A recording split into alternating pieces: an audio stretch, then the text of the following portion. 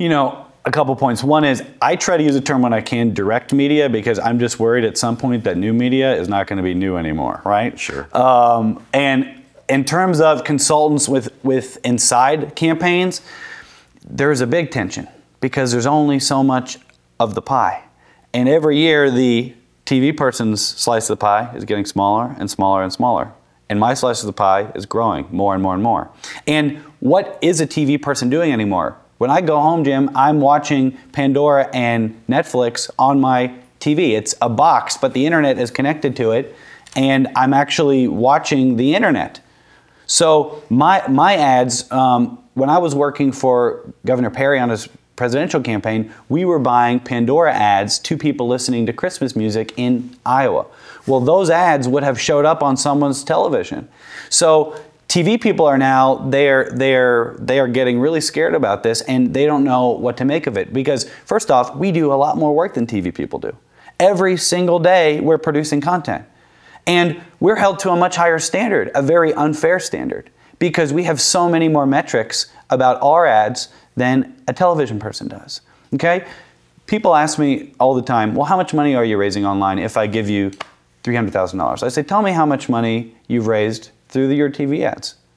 They don't know. There's no way to directly say how much money, what they're spending when David Dewhurst spends $10 million on broadcast, that he's actually raising back. I would say that this tension, it's a big tension. And it is something that is growing every single year. And as of right now, digital, you know, it depends on the campaign, and it depends on how assured and believable someone in my role, the direct media role, is. But I would say now most campaigns, most Republican campaigns, are still giving digital scraps. And this goes back to what I said earlier. Bob McDonnell spent 15% of his media buy on digital. Most campaigns I work with now are spending less than 10. And this is 5 years later. So I don't know what that says about everything, except for that television folks, this same group of 15, 20 television folks that are, a lot of them are nice people and they're my friends and they help to get me business, but they have this iron grip on budgets. And because they make all of their money on the buy on television, that's how this whole thing works.